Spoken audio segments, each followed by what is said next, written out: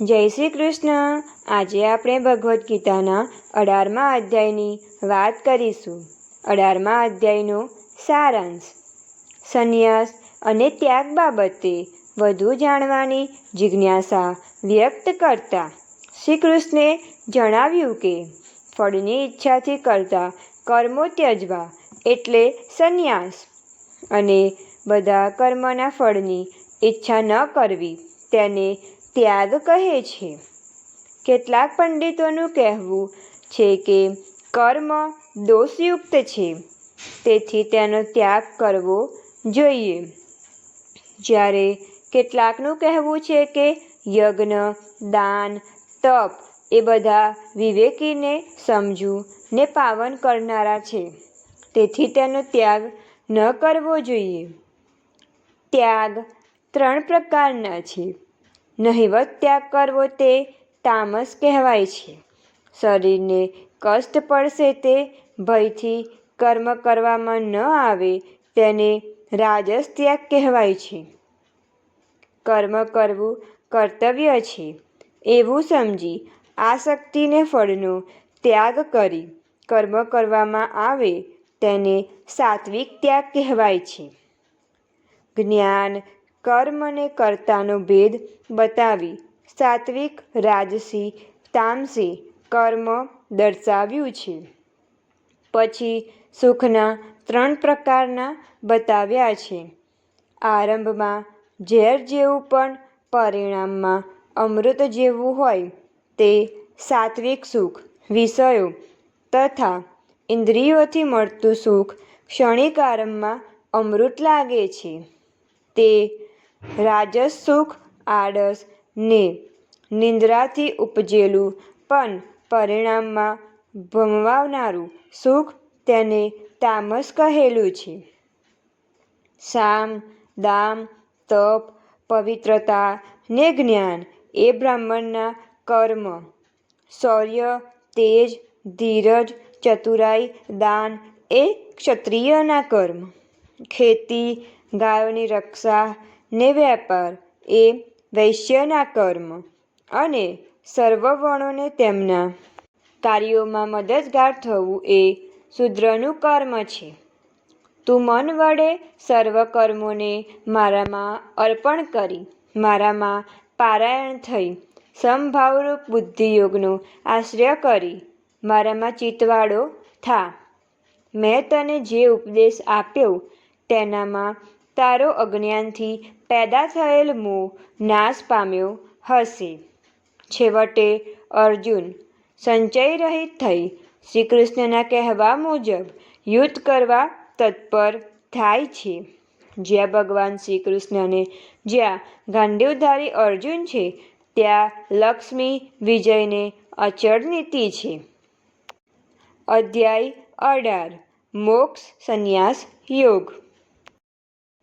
અર્જુને પૂછ્યું, હે વાસુદેવ, હે ઋષિકેશ, હું સંન્યાસને ત્યાગના તત્વને અલગ અલગ રીતે જાણવા ઈચ્છું છું.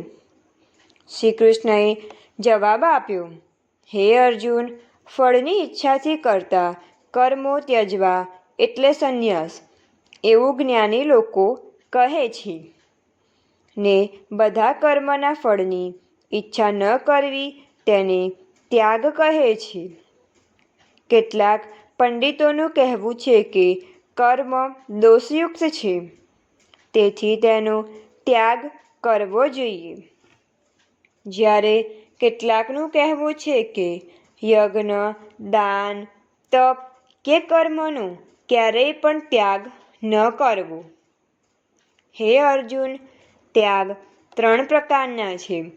આસક્તિનો ત્યાગ કરીને યજ્ઞ, દાન, તપના કર્મો કરવા એ શ્રેષ્ઠ છે.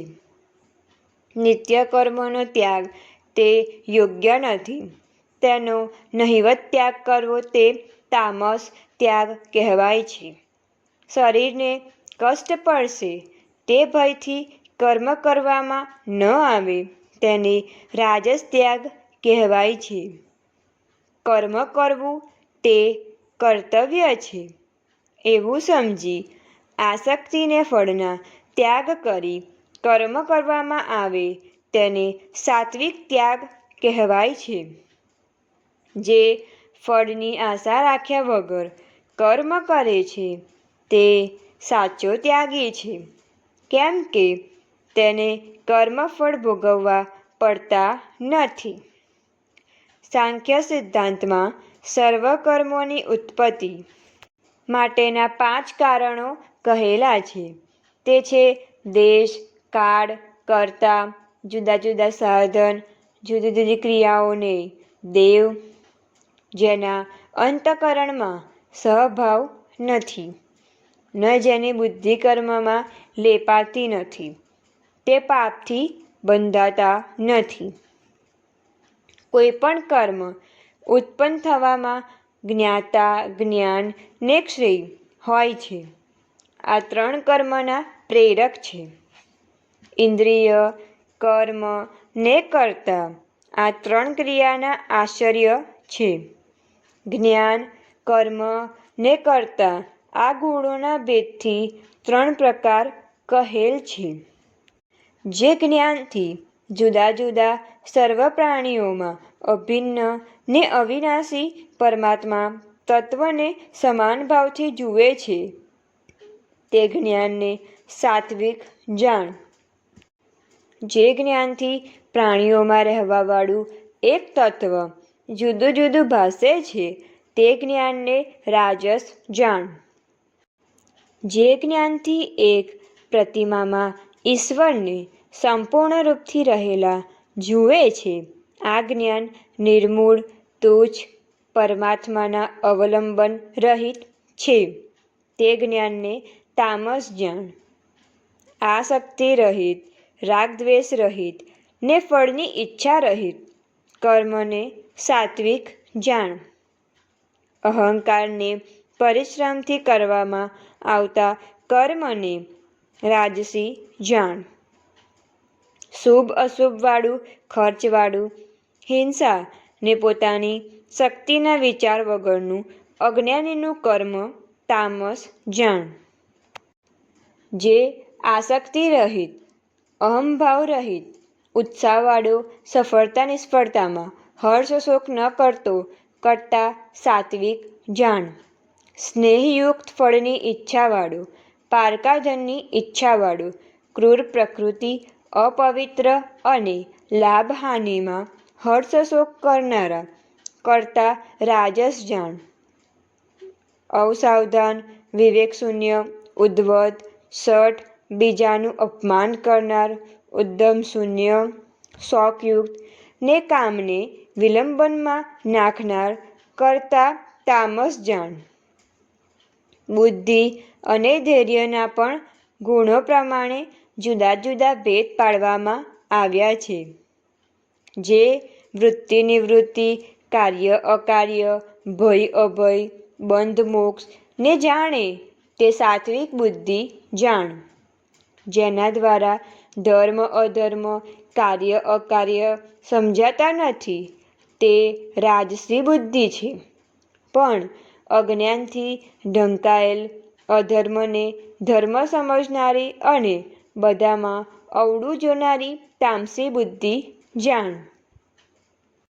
જે એકાગ્ર અને એકનિષ્ઠાવાળી, ધૈર્યથી મન, પ્રાણ અને ઇન્દ્રિયોની ક્રિયાઓની ધારણા કરે તે સાત્વિક ધૃતિ જાણ. ધર્મ, અર્થ ને કામનું સેવન કરે, ફળની ઈચ્છા કરે તે રાજસી ધૃતિ જાણ. સ્વપ્ન, ભય, શોક, વિષાદ ને મદને છોડતો નથી તે તામસી ધૃતિ જાણ. હે અર્જુન, હવે 3 પ્રકારના સુખોને સાંભળ. જે સુખમાં મન પ્રસન્ન, દુઃખો વગરનું, શરૂઆતમાં ઝેર જેવું ને અંતે અમૃત જેવું, પરમાત્મા વિષયક બુદ્ધિની પ્રસન્નતા ઉત્પન્ન કરનાર સુખ સાત્વિક જાણ. વિષયને ઇન્દ્રિયોના સંયોગથી જે સુખ પહેલાં અમૃત જેવું ને પરિણામમાં ઝેર જેવું છે તે સુખ રાજસી જાણ. જે સુખ પહેલાંને પછી પણ આત્માને મોહિત કરે. નિદ્રા, આળસ ને પ્રમાદથી ઉત્પન્ન થાય તે સુખ તામસી જાણ. હે અર્જુન, ત્રણેય લોકમાં એવો કોઈ જીવ નથી કે જે પ્રકૃતિથી ઉત્પન્ન થયેલા આ 3 ગુણોથી મુક્ત હોય. બ્રાહ્મણ, ક્ષત્રિય, વૈશ્ય ને શૂદ્રોના કર્મોને સ્વભાવથી ઉત્પન્ન થયેલા ગુણોથી અલગ કરાયા હોય. સમ, દમ, તપ, પવિત્રતા, ક્ષમાજ્ઞાન, સરળતા, અનુભવ, જ્ઞાન ને આસક્તિકતા એ બ્રાહ્મણના સ્વભાવજન્ય કર્મ છે. શૌર્ય, તેજ, ધૈર્ય, ચાતુર્ય, યુદ્ધમાંથી ભાગવું નહીં, ધનનું પ્રભુત્વ એ ક્ષત્રિયના સ્વભાવજન્ય કર્મ છે. સેવા ચાકરી કરવી એ શુદ્ધનું સ્વાભાવિક કર્મ છે. હે અર્જુન, જે પરમાત્મા સમગ્ર વિશ્વમાં વ્યાપ્ત છે તે પરમેશ્વરને પોતાના સ્વાભાવિક કર્મો વડે પૂજીને મનુષ્ય સિદ્ધિને પામે છે. દોષયુક્ત પણ પોતાનો ધર્મ બીજાના ધર્મ કરતાં સારો છે, કેમ કે પોતાના ધર્મ પ્રમાણે કર્મ કરવાથી પાપ થતું નથી. હે અર્જુન, જેમ અગ્નિ ધુમાડાથી ઢંકાયેલો હોય છે તેમ કર્મ પણ કોઈને કોઈ દોષવાળું હોવા છતાં તેનો ત્યાગ ન કરવો જોઈએ. આસક્તિ રહિત, અહંકાર રહિત, ફળેચ્છા રહિત પુરુષ સંન્યાસથી સત્વરૂપ સિદ્ધિને પ્રાપ્ત કરે છે. સિદ્ધિ પ્રાપ્ત થવાથી બ્રહ્મ પ્રાપ્તિ મેળવવાનો ઉપાય સાંભળ. જે જ્ઞાનની પરાકાષ્ઠા છે, જે સાત્વિક ધારણાથી પોતાના મનને નિશ્ચલ કરી, ઉપર સાદી વિષયોનો ત્યાગ કરી, રાગ-દ્વેષને છોડીને એકાંતની વિશુદ્ધ સ્થાનમાં રહેનાર, થોડું ખાનાર, હંમેશા ધ્યાનમાં તલ્લીન રહેનાર, વૈરાગ્યનો આશ્રય કરનાર, અહંકાર, બળ, દ્રપ, કામ, ક્રોધ, વસ્તુ સંગ્રહ આ બધાનો ત્યાગ કરી મમતા રહિત શાંત ચિત્ત થઈને બ્રહ્મભાવને પામે છે. બ્રહ્મમાં રહેલો પ્રસન્ન ચિત્ત મનુષ્ય ન કોઈ નાશવંત કે અપર્યાપ્ત વસ્તુનો વિચાર કરે છે. તે બધા પ્રાણીઓમાં સંભાવ રાખે છે, મારા સ્વરૂપને જાણે છે, મારો આશ્રય લે છે, તે મારી પરમ ભક્તિ પામે છે. તું મનથી સર્વ કર્મો મને અર્પણ કરી મને સર્વસ્વ માની જ્ઞાનનો આશ્રય લઈ મારામાં ચિત્ત પરો. તેથી બધા દુઃખ દૂર થશે. તું અભિમાનમાં આવી જઈશ, મારા વચન નહીં માને તો નાશ પામીશ. હું યુદ્ધ નહીં કરું તેમ તું કહે છે, પણ તારી પ્રકૃતિ તને યુદ્ધ કરવા પ્રેરશે. તેથી ન ઈચ્છતો હોવા છતાં પણ યુદ્ધ કરીશ. હે અર્જુન, આ ગુપ્તમાં ગુપ્ત જ્ઞાન શાસ્ત્ર મેં તને કહ્યું, તેના વિશે વિચાર કર. આમ કરવાથી તારો મોહ નાશ પામશે. તું મારામાં મન પરવ, મારો ભક્ત થા, મારું પૂજન ને નમસ્કાર કર. આમ કરવાથી તું મને મેળવીશ, કેમ તે તું મને પ્રિય છે. બધા ધર્મ છોડી મારે શરણ આવવાથી તને સર્વ પાપોથી છોડાવીશ. અભક્તને આ રહસ્ય જણાવીશ નહીં. ભક્ત આ ગૃહ જ્ઞાન પ્રાપ્ત કરી મને પામશે. હે અર્જુન, આપણા બંનેના આ ધર્મયુક્ત ગીતાશાસ્ત્રના સંવાદનું જે કોઈ સદ્ભાવથી અધ્યયન કરશે તેણે જ્ઞાન યજ્ઞથી મારું પૂજન કર્યું છે એમ હું માનું છું. જે ગીતાનું શ્રવણ કરશે તે પણ સર્વ પાપથી મુક્ત થશે.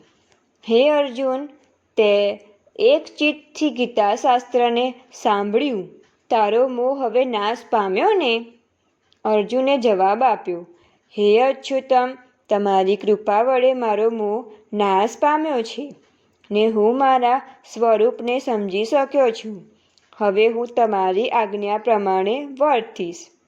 આ સમયે સંજય ધૃતરાષ્ટ્રને કહેવા લાગ્યો, હે રાજન, શ્રી કૃષ્ણ અને અર્જુન વચ્ચેના આ સંવાદને શ્રી વ્યાસજીની કૃપાથી મેં સાંભળ્યો છે. આ સંવાદને સંભાળીને હું વારંવાર હર્ષ પામું છું. હે રાજન, પાંડવોના પક્ષમાં યોગેશ્વર શ્રી કૃષ્ણ અને ગાંડવધારી અર્જુન છે. ત્યાં જ રાજ્યલક્ષ્મી, વિજયલક્ષ્મી, વિભૂતિઓ ને નિશ્ચિત રૂપથી નીતિ છે. આ મારો મત છે. અતિ શ્રીમદ ભગવદ્ ગીતામાં શ્રી કૃષ્ણ અર્જુન વચ્ચે થયેલ સંવાદમાં મોક્ષ સંન્યાસ યોગ નામનો 18મો અધ્યાય સંપૂર્ણ. 18મા અધ્યાયનું મહાત્મ્ય ફળ. ભગવાન શ્રી શંકરે પાર્વતીજીને અને ભગવાન શ્રી વિષ્ણુએ લક્ષ્મીજીને ગીતાના 18મા અધ્યાયના મહાત્મ્ય ફળ વિશે જણાવવા જિજ્ઞાસા વ્યક્ત કરતા આ કથા કહી સંભળાવી. એક વખત સ્વર્ગલોકમાં ઇન્દ્ર રાજા દેવોની સભા ભરી વાર્તાલાપ કરી રહ્યા હતા. એવામાં શ્રી વિષ્ણુનો એક પાર્ષદ ત્યાં આવ્યો. તે પોતાની સાથે 1000 આંખોવાળા પુરુષને લઈને આવ્યો હતો. ઇન્દ્રે આ જોયું. તે આશ્ચર્ય પામ્યો. તેને કંઈક ગભરામણ થઈ અને તે વાતો કરતો નીચે ઢળી પડ્યો. વિષ્ણુના પાર્ષદે આ નવા આવેલા પુરુષને ઇન્દ્રના સિંહાસન પર બેસાડ્યો. સભામાં બેઠેલ દેવો આ નવા આવનાર પુરુષને માન આપવાના હેતુથી ઊભા થઈ સન્માન કર્યું. તેને આવકાર આપવા અર્થે મંગલ ગીતો ગાવા શરૂ થયા ને નૃત્યગાન પણ થવા લાગ્યા. ઇન્દ્ર ભાનમાં આવતા તેને જ્ઞાન થયું કે મારી પાસેથી મારું સિંહાસન છીનવી લેવામાં આવ્યું છે. આથી તે વિષ્ણુ ભગવાન પાસે પહોંચ્યો ને પોતાનો શો અપરાધ થયો જેથી તેને સિંહાસન છોડવું પડ્યું તે બાબતમાં ખુલાસો પૂછ્યો. આથી વિષ્ણુ ભગવાને કહ્યું કે આ પુરુષ ગીતાજીના 18મા અધ્યાયનો રોજ નિયમિતપણે શ્રદ્ધાપૂર્વક પાઠ કરતો હતો. તેના પુણ્ય બળે તે 1000 આંખો ધરાવતો થયો. તે ઉપરાંત તેનું પુણ્ય બળ વધતા તે તમારા સિંહાસનનો અધિકારી થયો. જો તમે પણ આમ શ્રદ્ધાપૂર્વક ગીતાજીના 18મા અધ્યાયનો પાઠ કરતા રહેશો તો તમને પણ તેના પુણ્ય બળે પાછું સિંહાસનને મેળવી શકશો. આથી ઇન્દ્રે ગોદાવરી નદીના કાંઠે જઈ શ્રદ્ધાપૂર્વક ગીતાજીના 18મા અધ્યાયનો પાઠ કરવા લાગ્યા. ધીમે ધીમે તેમનું પુણ્ય બળ વધતું ગયું. તેમને હવે ઇન્દ્રાસન કરતાં વૈકુંઠ લોકની તાલાવેલી થઈ. છેવટે તે વૈકુંઠ લોક પામ્યા. તો આજનો આ અધ્યાય સંપૂર્ણ. તો તમે અમારી ચેનલને લાઇક, શેર એન્ડ સબસ્ક્રાઈબ કરો.